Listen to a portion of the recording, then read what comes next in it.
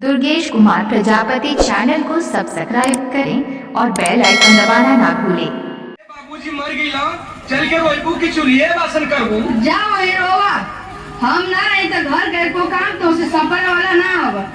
अच्छा चला चला तो रोवा देखी ते आज तू का घोटेला कहो हमरे तो रोऊ ना आवत कैसे होई। दादा रे दादा यो बात अरे रोवे ना आवत बा, जैसे ही निक बेकार रोए शुरू कर दो तैसे ही, नहीं तो गांव जवार का सब कहिया कि बूढ़ा मर गेल कोनो रोहू भर के ना भइलन।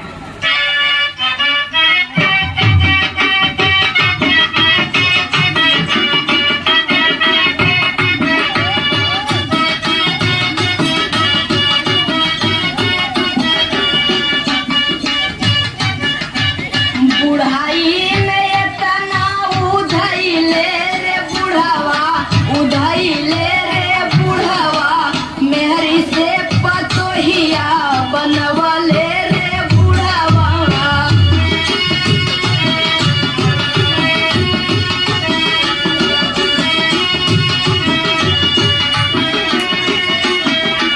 रोवा काटवा कौन बड़ा बढ़िया काम करके गइल हो। अरे भाई काहे ना कैलन, अपने हक में ना नहीं कैलन तो हमारे हक में तो करीबे कैलन। 5 बीघा खेत दे के हम अकेली आइले, अरे हम अकेली आइले, आज मोके छोड़ी के परइले रे बुढ़ावा। मत रोवा, एक दिन सबके ही धरती छोड़ के जाए के बा।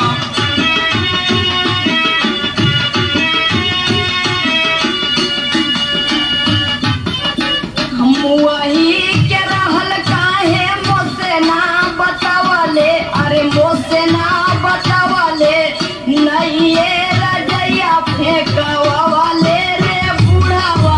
अरे भाई ये बना सब जानत त काहे के मरवा करत।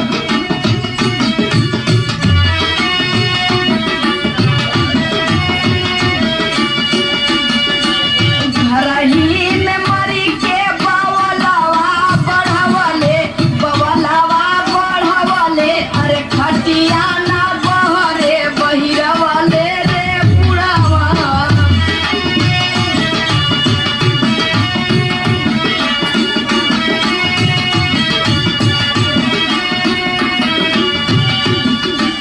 कन्हिए कमे हदी मोह हाथे में लगवलो, अरे हाथे में लगवलो, ओही हाथे घरवा पोतवले रे बुढ़ावा। अरे भाई इतने के जानत कर कि आधे रात में दवा मर गई है।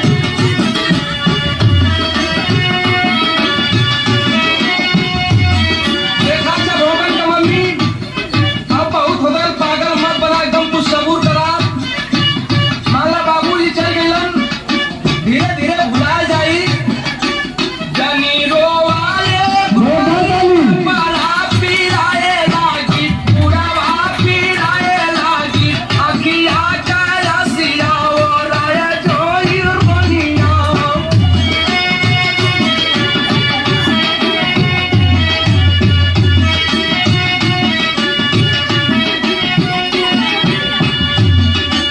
गरमी में मुअल होते तेरा ही करवतो, ए खाला में मर के बुढ़वा रद रुसवा कर दे। का करबू, 5 बीघा खेत आलू हो तो के लीवर में बेच देलन।